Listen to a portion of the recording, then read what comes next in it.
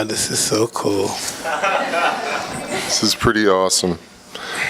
So I believe Sadguru would like to start with some chanting. I need to cross my legs, otherwise my brains won't work.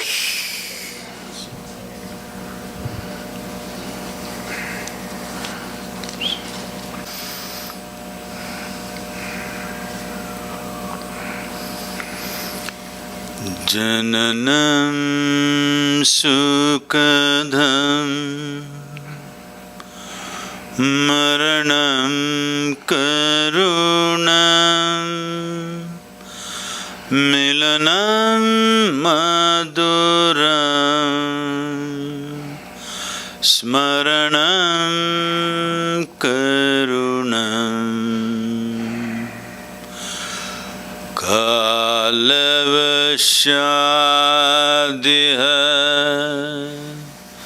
sakalam karunam samayadipate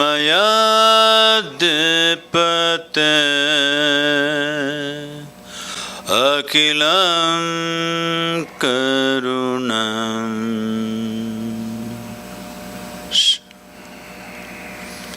Namaskaram. Good evening, everyone. Good evening. That was amazing. Oh, man. Thank you.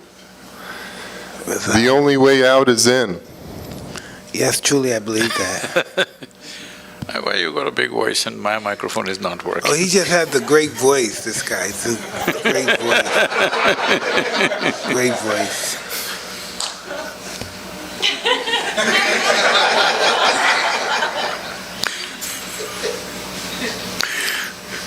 May we begin? How is it? Is your mic okay? As long as it's not about, I'm okay. Okay. There it is. There it is. So tell me, what do you think you're here for? What would you think I would want to talk to you about? I'm sure you did research on me, my life and who I am and all that stuff. But what would you think I want to talk to you about? What would you think I would want to listen to you for?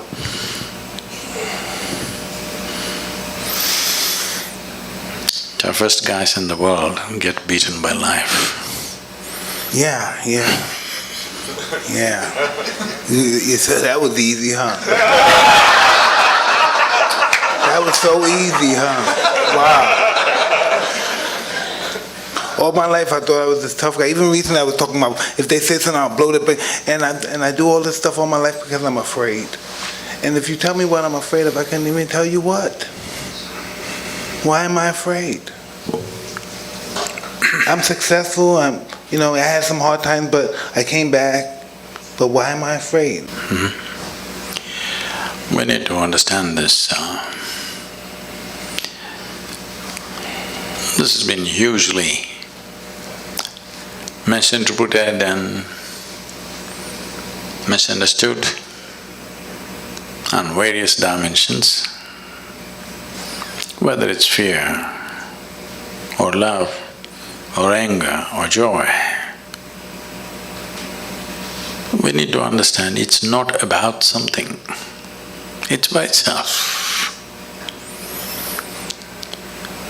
It is not that there must be something that you must be afraid of. It is not that there must be somebody that you are in love with. It is not that you are happy about something or miserable about something. You can be simply miserable. Hello? Thanks. Or you can be simply happy. You can simply sit here just by yourself and be very loving. You can sit here and be terrified about nothing. Because human experience is not created from outside. Human experience is happening from within. So what happens from within may sometimes find outside stimulus, but you can work it even without external stimulus. Hello? All of you are experts, aren't you? Without any external stimulus, you can create pain, you can create joy, you can create misery, you can create anger, love, fear, whatever you want. Because the seat of experience is within you. Only thing is you are not sitting there, you're crawling around it. You're supposed to be sitting there on the seat. If you were sitting on the seat of your experience, you would decide what should be the nature of your experience. Right now, because you're crawling around, something happens accidentally. We find an excuse. It's because of this guy I'm suffering. Even if he's not there, we would find somebody else. Hello? If that guy is not there, we'll find somebody else. If that is not there, we'll find something else. So, this is not about something. This is about that you have not taken charge of the seat of your experience, that's all. You just need an excuse. And the world will, of course, the world is quite enthusiastic about providing you the excuses. It will. They will provide lots of excuses. But believe me, if you were alone in the desert, you would still go through all these things without anybody around you, without any threat to your life. Yes or no? So, this is the fundamental flaw with life. Instead of fixing myself, I want to fix the whole world. Well, do what you want. You can't even fix one more person absolutely in your life. Hello? 100%? Did you get anybody ever just the way you want, 100%? Did you? Even… they're telling me even robotic machines have their own characteristics, they do their own thing. Even if you have a dog these days, they do their own thing. Yes, because you couldn't fix anybody, that's why you try to settle with a dog. But even that guy does his own thing. You can never fix anything outside of you 100%. If at all, if you're looking for that kind of success, 100%, you can only try with this guy. Try anybody else, you will fail. Yes or no? Hello? Try anybody, you will definitely fail. There's only one. This one, you could do him 100% the way you want. If you manage this one the way you want, where is the question of fear, suffering, misery, all this? This is not because of situations. This is because of the state we are in. Because no investment has been made for the being. First of all, we must decide, are we human beings or are we human creatures? The difference between a creature and a being is, a creature is a consequence of compulsive reactions to everything around us. That's a creature. A being means you know how to be. If you knew how to be, would you be blissed out? Or would you make yourself fearful or miserable or what? What's your choice? You must choose, I'm going to bless you just now. Definitely, highest level of pleasantness, isn't it, for yourself? What you want for your neighbor may be debatable, but what you want for yourself is very clear, highest level of pleasantness. Why such a simple thing is not happening? It is not happening because, we gave you a very complex machine. Peak of evolution on this planet is you. If you were an earthworm, you wouldn't have these problems. Just eating, sleeping, reproducing, dying, you are fine. You're doing great as a creature. But you became human. Now it's a very complex machine. But you don't even bother to read the user's manual. simply somehow you want to do it. Such a complex machine, if you try to do it somehow, accidentally, oh, it will cause much pain. Unable to bear pain, most people have given up on joy and moving towards pleasure. You must understand this. The need for entertainment and pleasure in the world has increased simply because there's no joy. If really human beings were joyful, they would not need so much entertainment and pleasure in their life. Pleasure becomes a compulsion when there is no joyfulness. And if you don't cause pleasure with something or the other, pain is just waiting in the background, just there. So, fear is not about something. Fear is just your inability to manage your thoughts. They are running away ahead of you. Fear is always about something that's yet to happen, isn't it? Yes. So that means you are suffering something that does not exist. If you suffer something that does not exist, there are medically very bad terms for that. It's not about one human being, it's just literally 99% of the human population is in this condition. Different levels maybe, but 99% of the human population is in this condition. They are suffering things which do not exist. What happened 10 years ago, they still suffer. What may happen day after tomorrow, they already suffer. What happened 10 years ago does not exist right now. What may happen day after tomorrow does not exist right now. But things that don't exist, they suffer simply because two major faculties that you have which sets you apart distinctly from other creatures is, you have a very vivid sense of memory and a fantastic sense of imagination. These two faculties, which are the best things you have, this is what most human beings are suffering. They are suffering their memory and they are suffering their imagination. These are the greatest tools you have. So, what should have been the most fantastic well-being? When I say well-being, you know Charles Darwin, that guy, the English guy? Hello? He said, all of you were monkeys, not me. That all of you were monkeys and you became human. So, essentially, on this planet, you're the peak of evolution. You agree with me or no?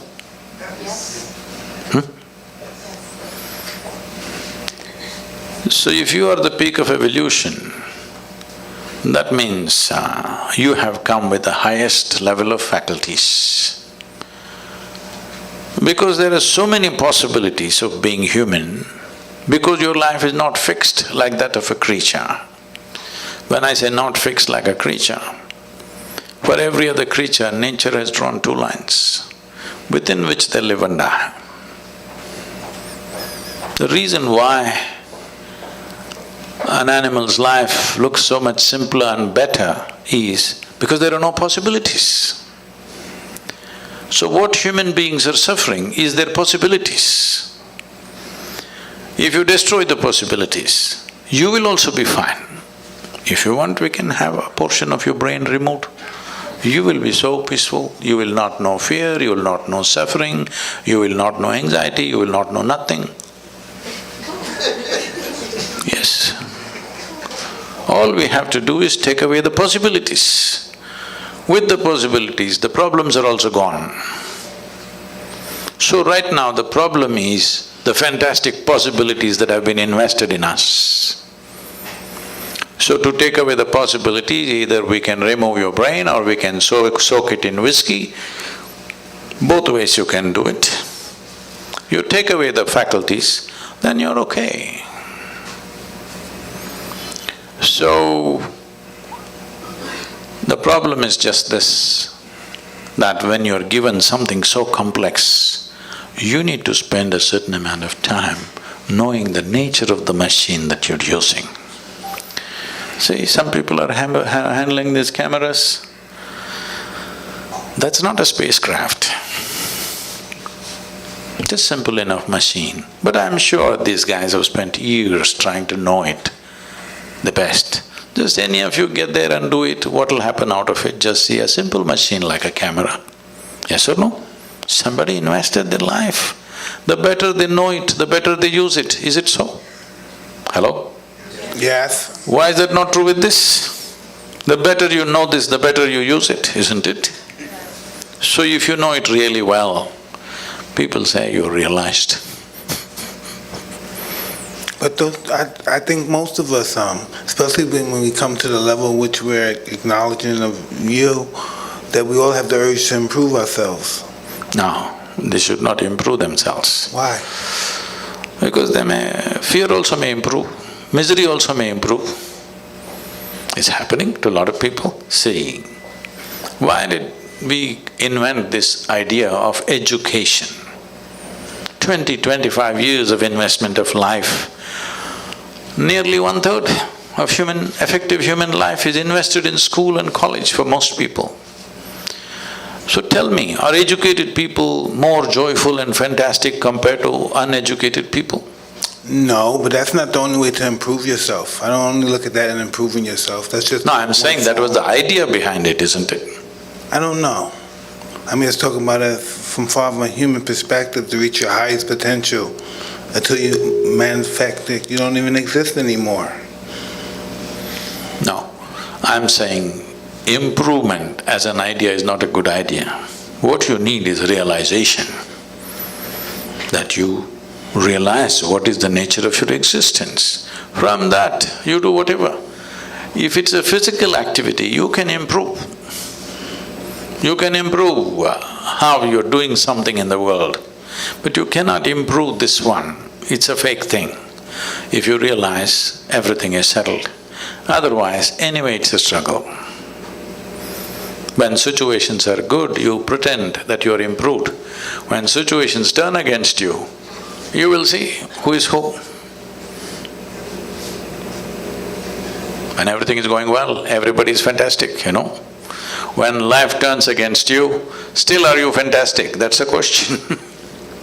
I don't know, I think most people take life as it comes. From my experience, I never thought any good would ever happen to me. Just from being brought up in my environment, in my neighborhood, that you always saw bad things, people died, it was just normal seeing people die, seeing prostitutes, just seeing that kind of filth and stuff. It was normal. Matter of fact, it was even honorable because it became so normal. We normalized it.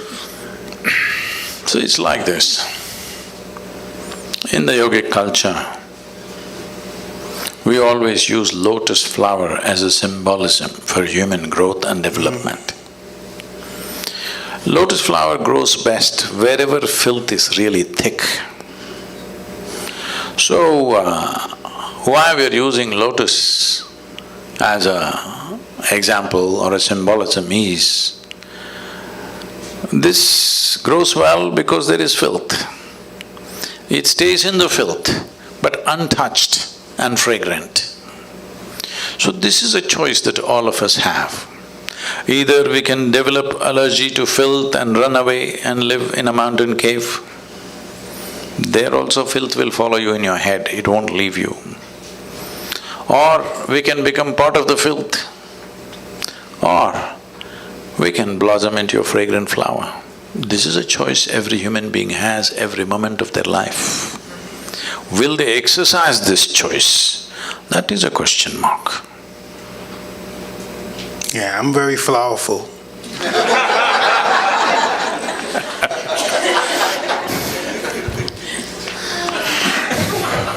Right? Definitely, man. You definitely are. Sadguru, how does one begin to read the user manual? So, user's manual means there is a systematic way of observing simple things. When I say simple things, it is a fact that what you call as myself right now is largely the physical body. This is an accumulated dimension of who you are. You gathered it over a period of time, isn't it? It's a food that you've eaten, it's just slowly gathered. So this is called as Annamaya Kosha, that means this is a food body. So what kind of food you're putting into your system has a consequence. Well, everybody may grow up like that, but the question is it fulfilling the purpose of being a being, human being, not a human creature? Is it supporting your nature of being a human being? That's a question. Well, when it was a question of survival, we ate whatever came our way. That's a different matter. But now survival is taken care of, it's a time that we need to pay attention. If we want to be human being, what kind of body should I possess? Will it support my being or will it make me into a reactive process? All creatures, nothing wrong with them. You take a tiger or an elephant or a snake, nothing wrong with them, they are perfect creatures. Only thing is limited possibilities, isn't it? Hello? What else is wrong with them? Nothing is wrong with them, they're just fine. It's just that limited possibility. You got promoted to be a human being, this simply means enormous possibilities. If possibilities are not harnessed and explored, you have enormous problems. What you are experiencing as problems are actually possibilities nudging you to explore. When you don't, they will freak you, and they should, because otherwise you may slip back in the evolutionary scale. It can happen to any human being. So, one thing is the physical body. Of course, you have a thought process, you have an emotional structure, or let's say the psychological scape. Mind is not just in one place. Every cell in the body has its own intelligence and memory. Actually, in every cell in your body, there is more memory and more intelligence than your entire brain put together. Even million years ago, how your forefathers were, even their skin tone, your body still remembers, isn't it? So, the amount of memory that is there in every cell in your body is far bigger than what you hold in your mind. Even if it comes to the complexity of what every cell, the activity that it's performing, your brain is nowhere capable of managing that. So, we don't see intelligence or mind as one place, the entire body. So, this is a body of intelligence. Because people have gotten trapped in their own thought process, they think intelligence is only here. This entire system is full of intelligence, isn't it? Do you know how to manage your kidneys? I'm asking you. You know. Drink Really? a lot of water. No liquor.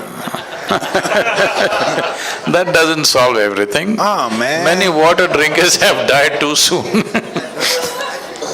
I'm asking, the complexity of any one organ, are you able to manage consciously? No. It is Why so… do we believe we can though? Huh? Why do we believe we can? Because we are full of bullshit. Yeah. We're pretty delusional, pretty much. Yes. Everything that we do not know, we want to believe. We are still not straight enough to come to this place. What I know, I know. What I do not know, I do not know. Whatever I do not know, I believe.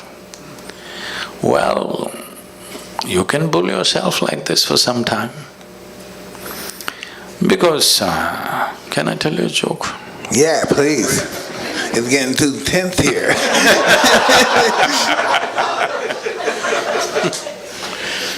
So this happened, a bull and a pheasant were grazing upon the field. The bull was chomping on the grass and the pheasant was picking ticks off the bull, partnership. There's a huge tree at the edge of the field, and the pheasant looked up at the tree very nostalgically and said, "Oh alas, there was a time I could fly to the topmost branch of the tree.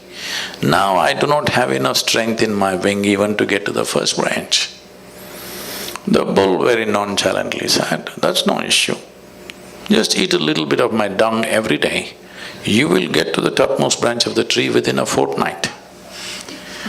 The pheasant said, "Oh, come on, what kind of rubbish is that?" The bull said, "Really, try it and see, the whole humanity is on it." So the pheasant started pecking at the dung, and lo, on the first day itself he reached the first branch of the tree. Within a fortnight, he did hit the topmost branch of the tree. He went and sat there on the topmost branch of the tree, just beginning to enjoy the scenery. The old farmer who was rocking on the rocking chair saw a fat old pheasant sitting on top of the tree. He pulled out his shotgun and shot the bird out of the tree. The moral of the story is, many times even bullshit can get you to the top, but it never lets you stay there.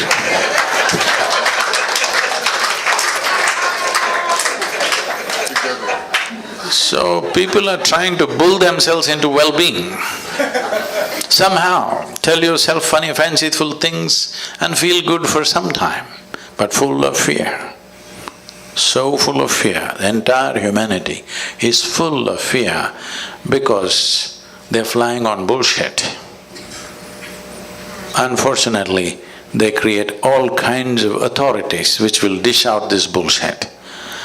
A time is coming, a very good time is coming, where human intellect has fired in such a way that anything that is not logically correct, most people cannot digest anymore. Slowly we're getting there. So a time is coming when truth will be the only authority. Authority can never be the truth in future. So good times are coming. It's just that we must hurry it up so that it happens in our times. Hey, where are you from? I don't know, but when I come to United States, every time I stand near the immigration lines, they make me stand in a line which says resident alien. Oh, man. No, you told me you're from that town in India. Where that far from the Taj Mahal you were telling me earlier? About? Where you from? Oh, the town? India, yeah. Oh, Mysore. Mysuru, it's called today. Yeah. How did you get on your path? I thought I'm in a chair. No. How did you get on the path to meeting people like this, like us? How did we get engaged? How did you start doing this? What made you believe you can do this? Again, you're talking about belief. Let me clear that first. See, belief means just this. I believe in this or that means, I don't know, but I'm bullying you. Why can't I say I don't know? What's the problem? I do not know is a tremendous possibility in human life. If you see I do not know, naturally the longing to know will come, seeking will come, the possibility of knowing will come. Whatever I do not know, I believe. That means you will never know, you will just go on with your own stuff. So this is why believers always need a flock. But the moment you become a seeker, you become alone. Because if you are the only person who believes something on this planet that nobody else believes, you will feel like a bloody fool. You need 25 people around you who believe the same thing. Now you say, "Eh!" All kinds of rubbish. But when once 25 people gather around you and all of you believe the same thing, boo! Confidence without clarity will come. Confidence without clarity is a great disaster that has unfolded upon humanity. It's mainly because of belief systems, mainly because people have become unwilling to see what I do not know, what is the problem? So, in the yogic culture, we evolved a method. We always identify with our ignorance, never with our knowledge. Because in this cosmos, nobody knows where it begins, where it ends. In our perception at least, it's a limitless space. In this space, even if you grind all the libraries on the planet and pour it into your head, still what you know is just a speck in the universe. If you identify with that speck, you will become that speck. Because whatever you identify, you become that, isn't it? But our ignorance is boundless. If you identify with your ignorance, you will become boundless. So, what I'm doing is not because of my confidence, because of clarity. I don't have any clarity. I just know what I want and I see it and I consume it. But I don't look at it from a clarity perspective, I don't look at it from a educational perspective. I just know I have to have that in order to establish my life the way I would want it to be. I just don't have no understanding of it. I just know it has to be possessed by me in order to function the way I would like to function. See, clarity is on various different levels. Well, you've been in a sport where if you did not see things clearly, you were down, licking your own sweat and blood. There was clarity, otherwise it wouldn't work. The clarity of why I'm existing, not the clarity of why I'm fighting. As a child… No, I'm just saying, clarity is at different levels. Yeah, exactly. I'm saying, any sport for that matter, without clarity you wouldn't be able to function. So, without clarity, there is no successful action in anything. Now, if we are talking about clarity about life itself, have you paid attention to life, first of all? First of all, where is life? These days, if somebody says, my life, you will have to sieve through many things. They may be talking about their dog, they may be talking about their husband and wife, they may be talking about their children, they may be talking about their career, they may be talking about their wealth, they may be talking about their car. We don't know whether they may be talking about their property, their home. We don't know what they're talking about when they say, my life. So let me make this very clear. You have a body, you have a thought process and emotion. But to have all this, fundamentally you're alive, isn't it? You're alive with many accessories. But right now the accessories have become larger than the life itself. Once the accessories become more important or significant than life, then of course everything is topsy-turvy. If you have to walk on your head, it's difficult, of course, because that's not the way life is designed. If you were designed to walk on your head, it would be okay. But you're not designed to walk on your head, you're trying to walk on your head, it's hard. If something happens, people suffer. If nothing happens, they will suffer. If they're poor, they suffer their poverty. You make them rich, they'll suffer the taxes. They're not educated, they suffer that. Put them to school, endless suffering. Not married, they will suffer that. Get them married. I did not say anything.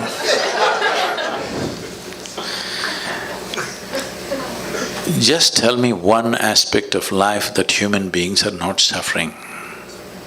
They're suffering every aspect.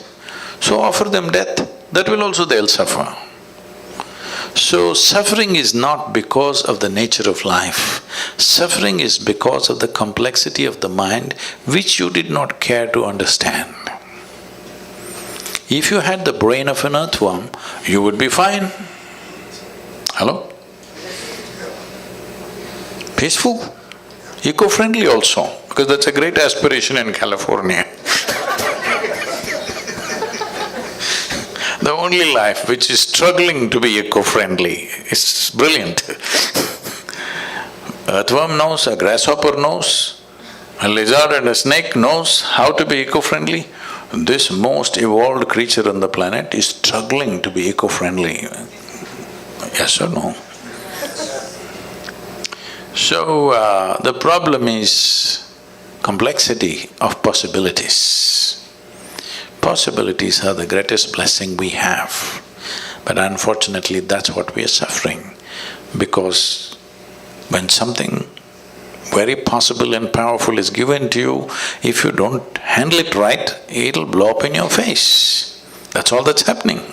How do you know how to handle it? That's why I'm here. All right.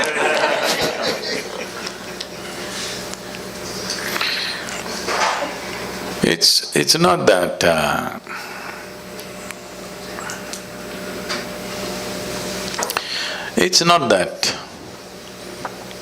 if let me put it this way, if because of the number of things that I do across the world, more things are going wrong with my life right now than any of your lives, okay? Really, too many things. Just I want you to imagine running a foundation where there are over 9 to 11 million volunteers doing all kinds of things. Volunteers means nobody knows what to do, but they're enthusiastic. Running major projects like this, running massive centers in various places, over 350 centers across the world. If you want to go mad, this is the recipe for life.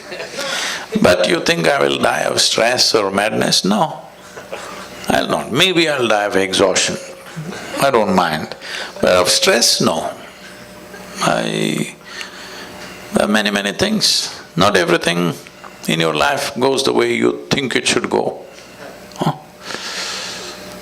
I should not be saying this, but because as I'm like this, because it came in my mind, I'm telling you, please treat this with some sanctity. Right now, probably in the next few hours, my father will pass.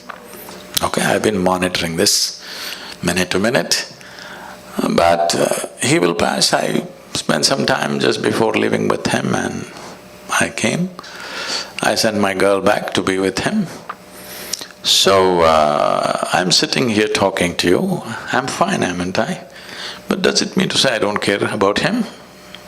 Hello? That's not how it is. A very intimate relationship. But this is how I am. This does not mean there's no love in your heart, this does not mean that you're not involved. It is just that you're involved with everything, but you're never entangled. That's the difference. I believe that's our process of life or death or whatever we call it, just the process of what we do, isn't it?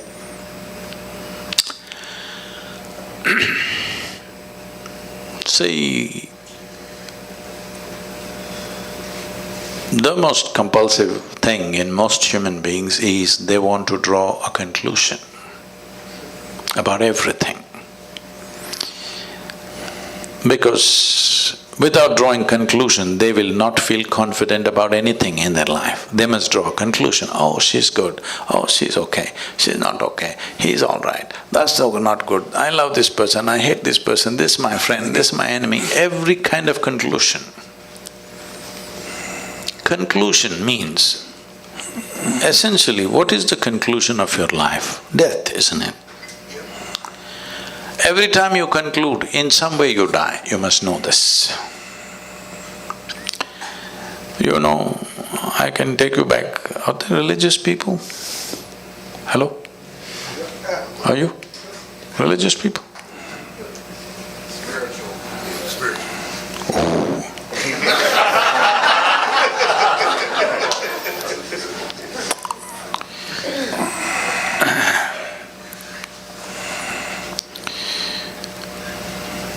Because people are fundamentally misunderstanding their memory to be intelligence. This is the fundamental problem.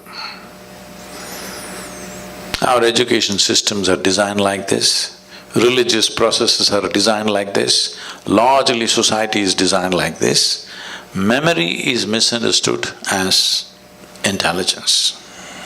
If you went to school, I didn't go much, nor did you, both of us are lucky that way. You're right, you're right. But when I went to school, what I saw was people memorize everything, and on a specific day, which is called examination day, they'll go and puke it there.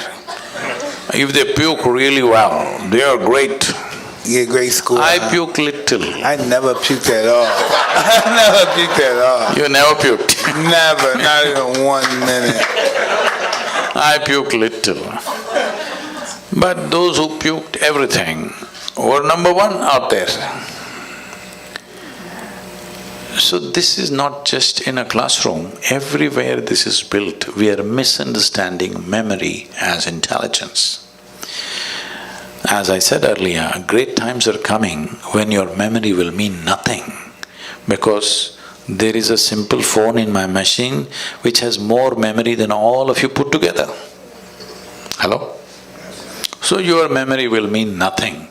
But if you lose that phone, your memory will be in trouble too. No, we can have it implanted in the skin. Okay. Yeah.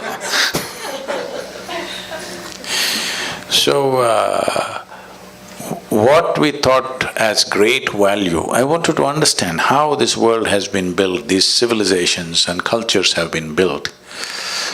There was a time when nobody could read, all right? So one guy comes and he opens one book. He's got only one book all the time. Well, if you read 10 books, you become a scholar. If you remember 10 books, people say you're a PhD. If you know one book, you become a representative of God. How's this? Forever it's been happening. This will not work in the future, because my phone will recite all the scriptures put together at one time. Yes, it will. Yes or no? Just because the guy knew how to read, he was acting like a representative of God. Suppose I came to California 1,000 years ago on a bicycle, when nobody had seen a bicycle. You don't know what it is. I came riding on these 2 thin wheels. Wow! I came and parked here and said, I've just come from heaven on this special God-given vehicle. You would all bow down. So after I finish my whatever bull with you, when I want to go and rest, I take away the front wheel and sleep on it, because if any of you learn how to ride, then my heavenly status will go. But a local brat who's good for nothing took this bicycle with single wheel and started riding it all over the place. Now I'm in trouble. This is happening. The Google lady will recite every scripture that you want. We don't know who the hell she is. But she can tell you anything you want, she will tell you the meaning also, interpretations also, yes or no? So, just in many ways,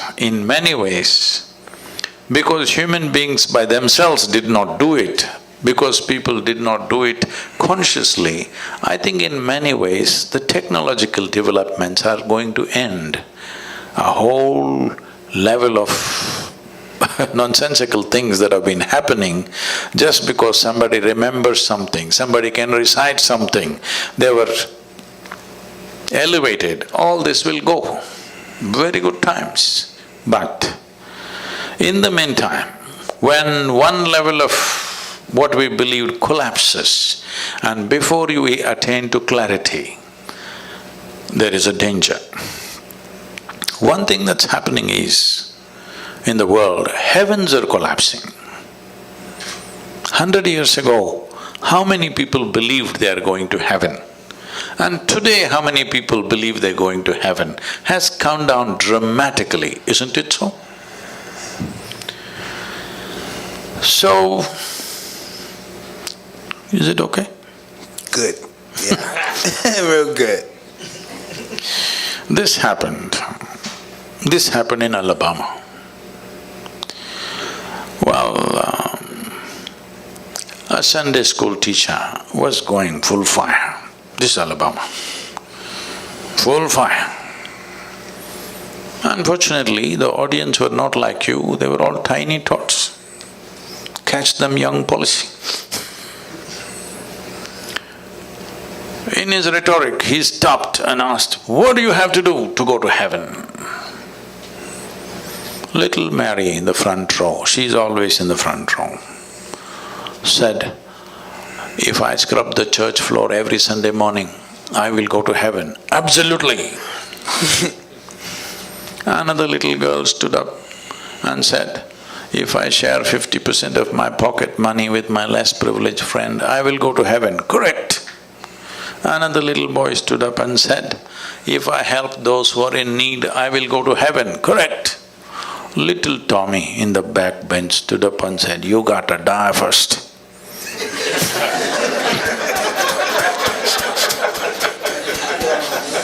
That's a qualification. Yeah. You got to die first.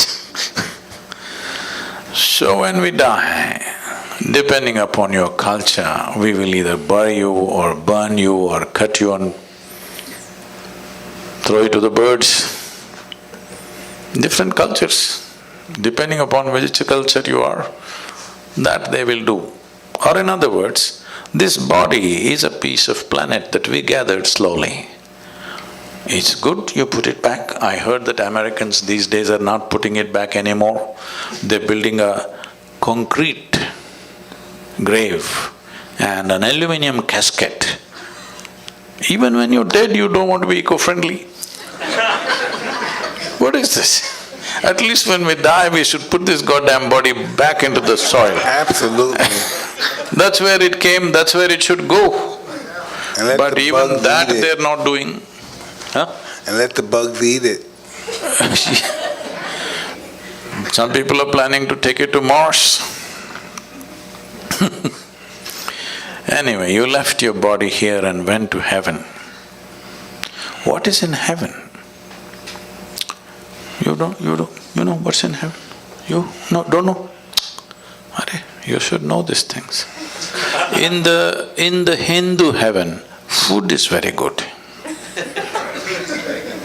Good food. Indians, Lives are invested in cooking and eating. In the other place, there are white-gowned ladies floating around in the clouds. If you like that kind of ambience, you can go there. In another place, you will encounter virgin problems. If that's what you're looking for, that's fine too. Only problem is, you went to heaven without a body. What do you do with good food and virgins, I'm asking? Hello? These are all problems you have when you have a body.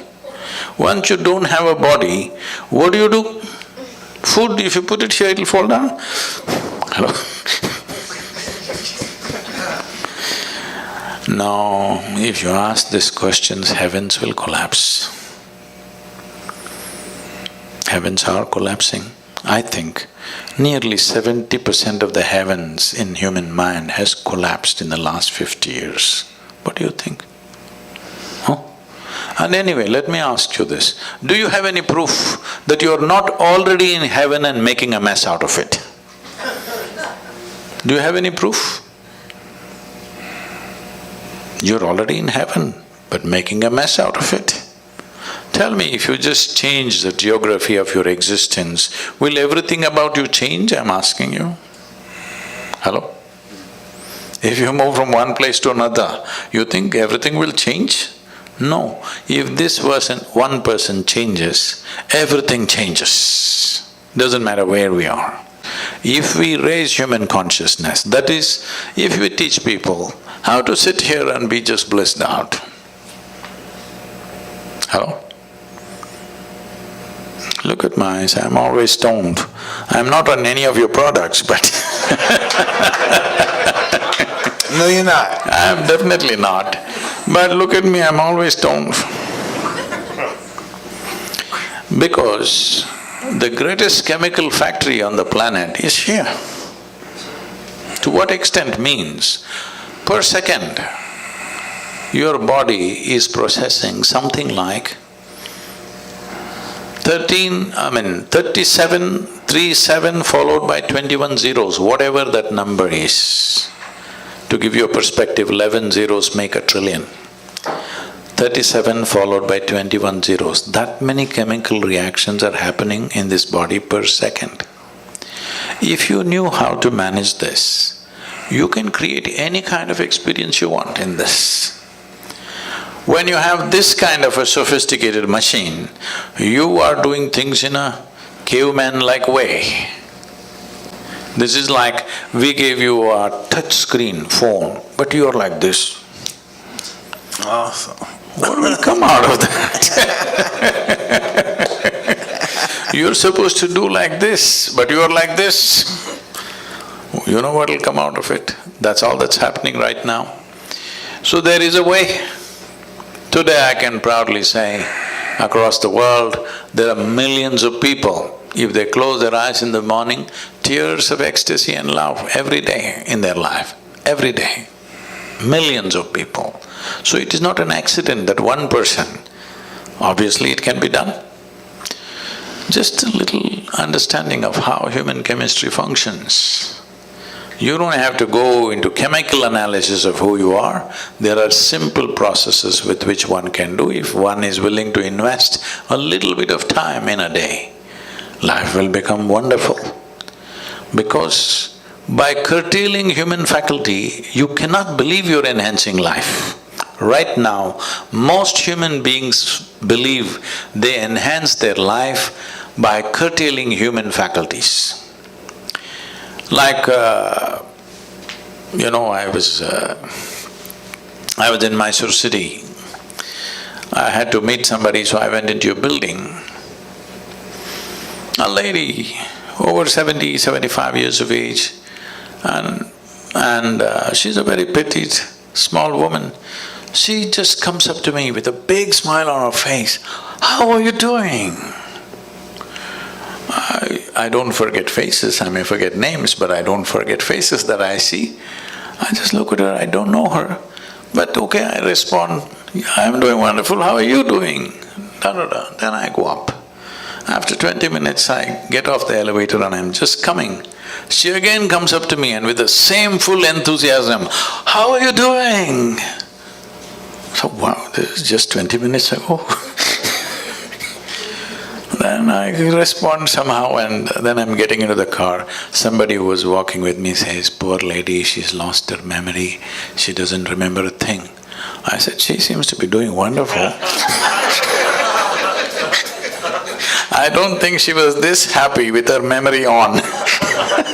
Right now she's exuberant because she's forgotten everything. This is the case with most human beings. Little drink and they forget something. Now they're exuberant. Lowering your faculties and thinking that I'm well is a serious mistake. This happened. One day Shankaran Pillai, he was just outside in the marketplace and he met an old friend, a college friend, that he had not seen for more than 25-30 years. So they really jammed up and he invited him home and he came home for dinner. When they were sitting for dinner, Shankaran Pillai, every time he wants to ask something of his wife, he says, "My sweetie pie, my honey, my boo-boo-boo, my bulbul, my choo-choo-choo," like this. After the dinner is over and the chat is over, the friend is leaving, the Shankaran Pillai came to the door to see him off. He said, "You're really having an amazing life. Me and my wife can't even talk to each other properly. Every time you refer to her, all this sweetie, honey, choo-choo-choo, boo-boo-boo, all this stuff, you're really having an amazing life, aren't you?" Shankaran Pillai said, "Are you crazy, man? 7 years ago I forgot her name."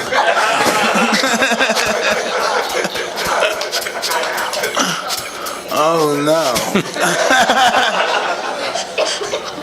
So many people are well only when they lose their faculties because their problem is of evolution.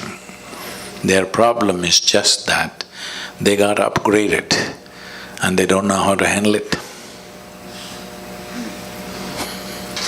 So tell us, how many children do you have? How many children do you have? I know you spoke of a daughter. Yeah, we want to know about you. How many children do you have? All right, I won't ask them. No, you can ask. I have millions of them, only one is my mistake. Oh, no, man. I like that one. I like that one. I have many, but only one is my mistake. Okay. Hey, this is really an awesome evening. I can't even believe you're here. I'm just still in a daze. I'm just really happy to have you here with me and my friend, Eben. This is really almost like a dream come true. We saw you and we were just in the stage of just reasoning with enlightenment, and we saw your story, how you became, one day you came and you fainted and you thought you were there for an hour and you were there for like 14 hours. That's my story. Didn't that happen to you? Yeah, so I thought that was amazing, and so I stayed a great fan, and I stayed following you. And then I was talking to Eben, and I would say, Eben, you think we could ever get him down here? You think he'd come down here and talk to us? We never believed you would do it, and now you're here. That's just, man, so mind-boggling. Thank you, really. So now that you asked this question, how to do the user's manual, about on 27th of October was the Diwali festival. It's a festival of lights in India. Because these millions of people have been supporting me, particularly for the river movements that I've been doing in India. 162 million people supported the movement. It's the largest movement anywhere in the world at any time. So, with money, with volunteering, in many ways they've been supporting us. So I thought on the festival day, let me offer them a gift. And I said, on the Diwali day, if you register in engineering online, which normally costs $150 per person, I said it's free on this day for you. Whoa! 740,000 people registered. It's cost me a few $1 million now. Now, how do you feel about that? How does that make you feel? It's fantastic that so many people were waiting to do it. So now I'm still in the same mode. So for all of you who are here today, we'll offer in engineering online free if you register before midnight today. That's the user's manual. I want you to understand, life is a certain exuberance of energy and a certain amount of time. This is all we have, a certain amount of time and a certain amount of energy. Do you have anything more? Rest is all imagined, isn't it? So this time is simply rolling away for everybody. We may think of many things, but actually time is just rolling away as you sit here. Since you came and sat here, you are 2 hours closer to your grave, yes or no? Hello? Yes. All of us. So you can't hold it back, you can't roll it back, time is just going. So the only thing you can manage is your energies. If you keep it phenomenally exuberant, you will know life with a certain intensity. If you keep it low, you will know life in a minimal way. So now this choice is yours. Now let's say time is passing, as the day passes into night, you'll feel a little sleepy. Why? Your energies are like… Now you fell asleep. As far as your experience is concerned, you're as good as dead, isn't it? You don't exist, the world doesn't exist for those few hours. But you woke up in the morning, once again the energy has renewed itself, and this is what you call as life. This renewal of energy and exuberance of energy is what you're referring to as life. So, if you want to experience life, if you want to know life, if you want to really ride this wave of life, your energy should be at the highest exuberance level, or should it be put down? I'm asking you. Hi. Hi. So, you mean a different thing by saying hi. Probably the only one that doesn't smoke marijuana or do any of it. No, I'm not asking you any of those things. So, Oh, This- you're a neat trick.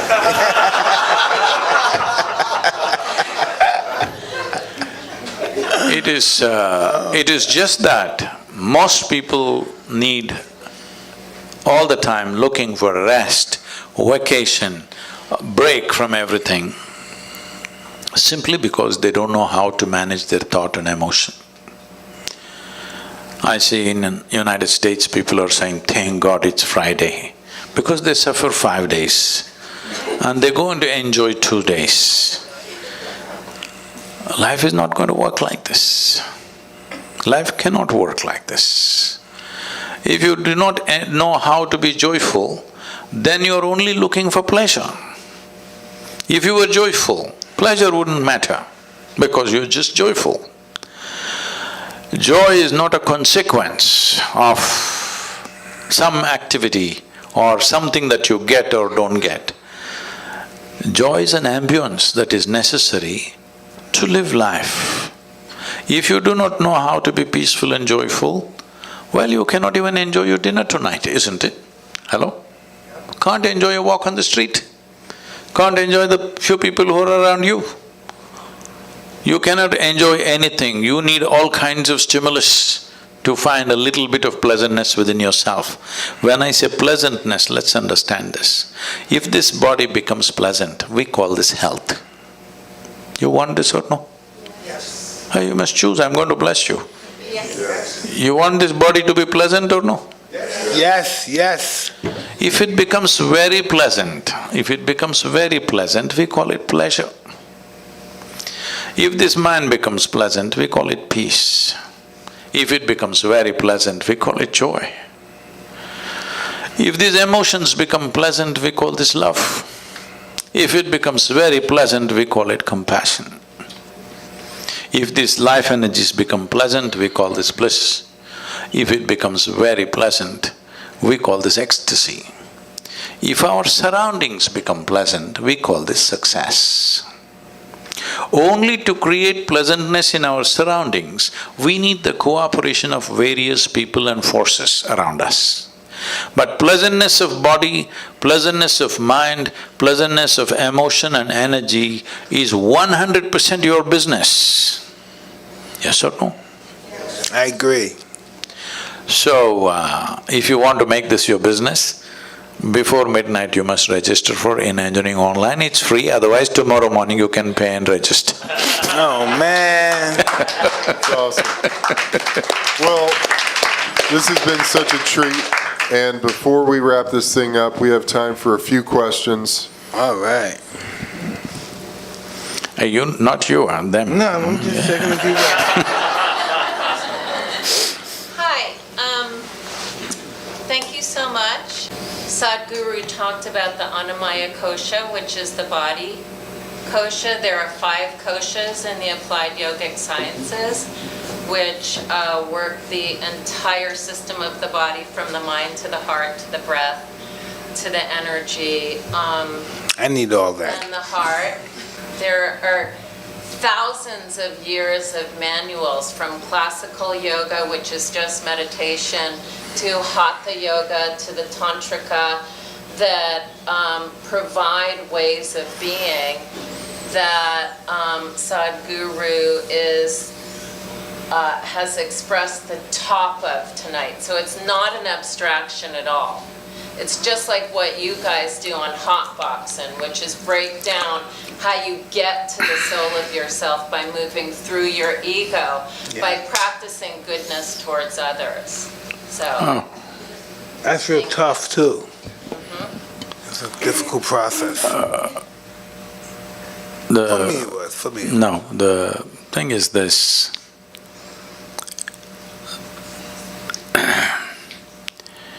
Well, just to explain this, a Sadguru means an uneducated guru. He is not a PhD in all these things. He is unread. I don't know any books. I just know this piece of life from its origin to its ultimate nature. If you want to know life, the only life that you can know is this life. You cannot know another life because you can only experience this one. Can you experience something else? You can only experience this life, if at all, if you experience. So, if you want scholarship, there are many things. But if you want realization, in is the only way out. He's already been espousing that. If you want scholarship, if you want PhD in spiritual process, that's a different matter, it's an academic stuff. But if you want realization, in is the only way out. Why do you think there are books about life? You should read a book about life only if you are not alive. Suppose you are not alive, then to know about life you must read a book. When you are the life, hello? The only thing that you need to do is turn inward. Inward means what? Right now the only way you are perceiving anything is through the five senses of seeing, hearing, smelling, tasting and touching. This is the way you know the world. None of these things are geared to turn inward. You can't roll your eyeballs inward and scan yourself. You can hear this, but you can't hear so much activity that's happening here. If an ant crawls upon your hand, you can feel it. So much blood flowing, you cannot feel it because the sense organs are essentially outward bound.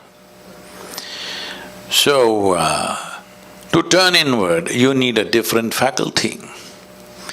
To activate that, to engage in that is the most important thing because life is very brief. Only miserable people have a long life. If you're joyful and exuberant, it's a very brief life. Yes, it's very, very brief.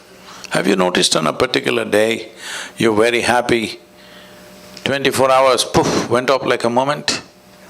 You're a little depressed. 24 hours feel like 10,000 years. Hello?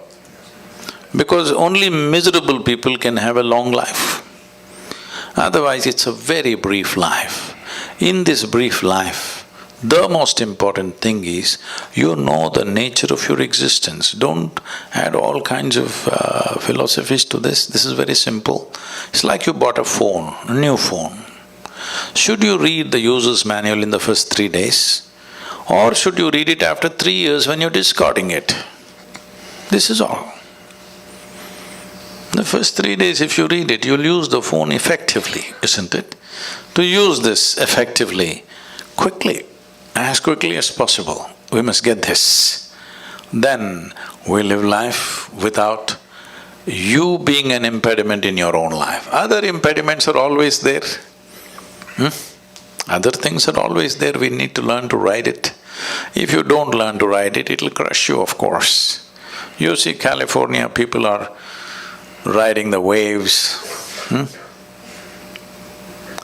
What is the dream of a wave rider? One day he would like to do the tsunami. Yes or no? One who is really good at it, what is he dreaming of? One day when the tsunami comes, he would like to be riding on the wave. Those who do not know how to ride the wave, they're terrified of it. This is all it is. The instruments of life must be in your hands. If they're in your hands, whatever life throws at you is not your choice. What you make out of it is your choice. This will not come out of scholarship. This will come by turning inward. This is why inner engineering. You engineer yourself the way you want yourself to be. I agree. What bothers you? And if nothing bothers you, why not? This is Jim Gray right here, sir, by the way. If you will make the word bother a little more clear, you mean to say why? What disturbs your peace of mind? Oh, nothing does, because I have not given that privilege to anything or anybody that they can decide what happens within me. So anything that happens surrounding you or affecting you effectively doesn't bother you because you don't what? What is the mechanism? See, it's just this.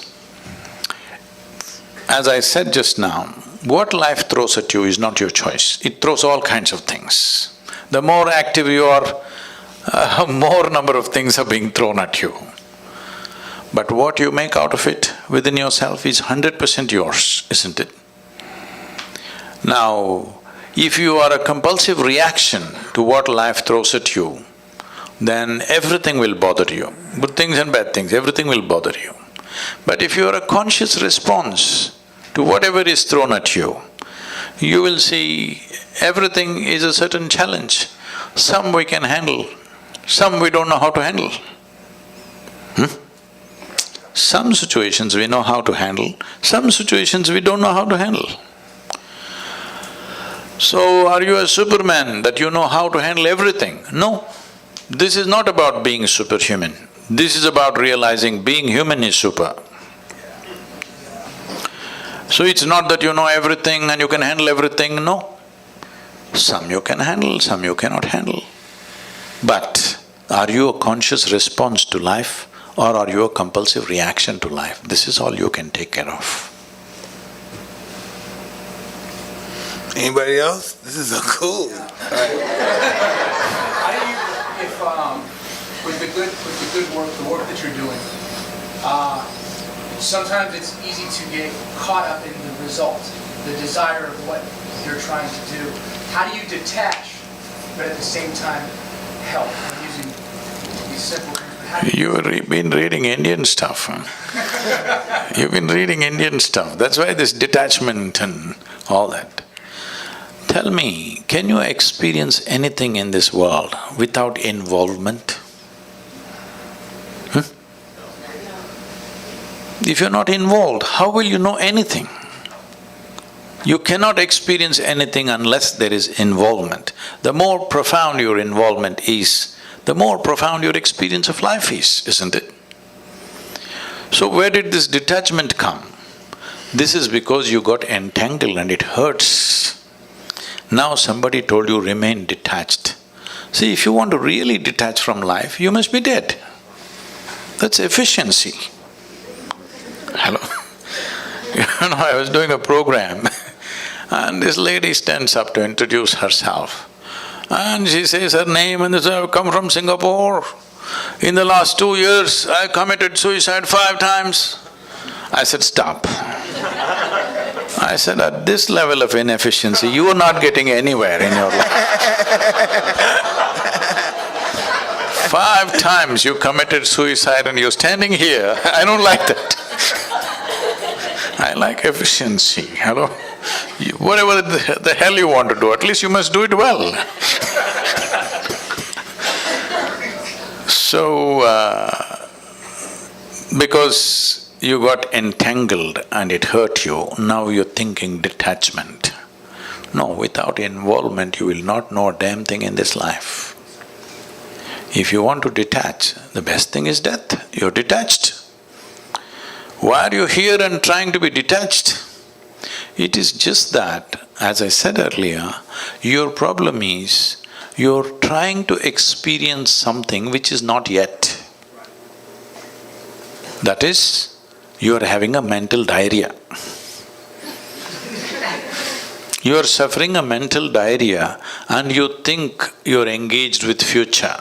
You're never engaged with future, I want you to understand. You're never engaged with past or future. You're just having a mental diarrhea, isn't it? Hello? Right now, can you live what happened yesterday? No, in your mind you can have mental diarrhea and think it is actually happening again. Or can you live what may happen tomorrow? But you can have mental diarrhea and believe that actually you're experiencing it. Because you don't have a distinction between what is psychological reality and what is existential. This is the problem. You are mistaking your psychological drama to be life.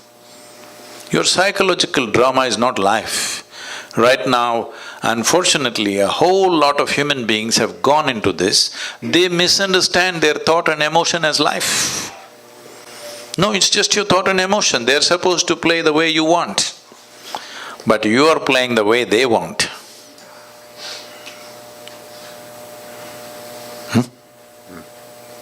Just little out of control, that's all. Don't weave a philosophy out of an ailment. I was thinking when you were saying, like on myself, like we almost, let's just go to another perspective. Of myself, what's the image of myself? What should be my illusion of myself? No, what should be my illusion of myself just as a human being functioning in the world with life? What should be my illusion of myself? Should I be a nothing or should I be glamorous, magnanimous, powerful? What should I be? See, what social qualities we need to exist here well, let us not misunderstand that as life. This is just little sense.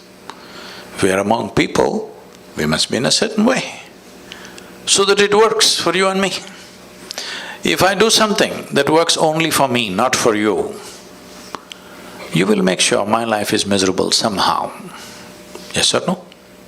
Hello? I can trust you on that, come on.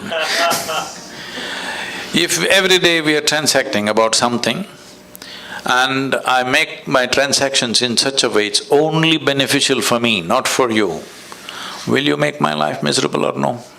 Yes. You will. This is the nature of coexistence.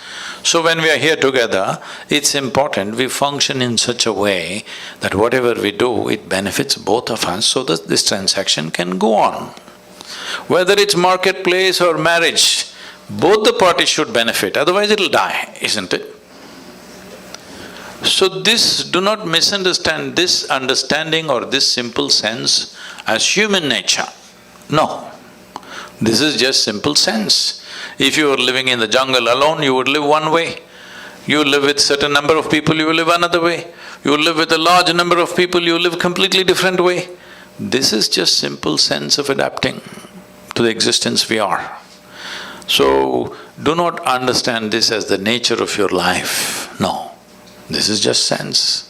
Some people figure it out early, some people figure it out later, but this is just sense. Well, Thank you.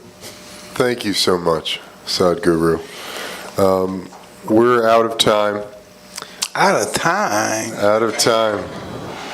But I want to thank you guys again so much for coming. Thank you, Sadguru, and your incredible team.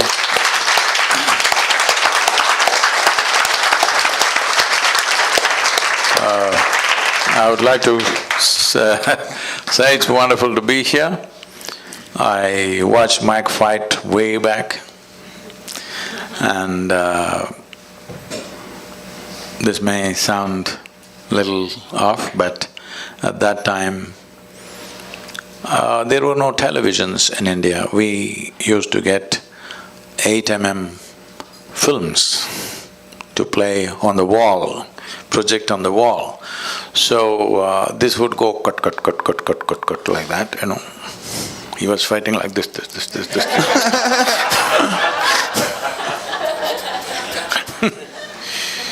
So in somebody's house, we were sitting and watching. We had watched lots of boxing matches at that time because I was this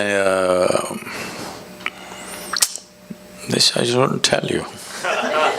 I was in my school boxing team. Really? Wow. You struck someone before?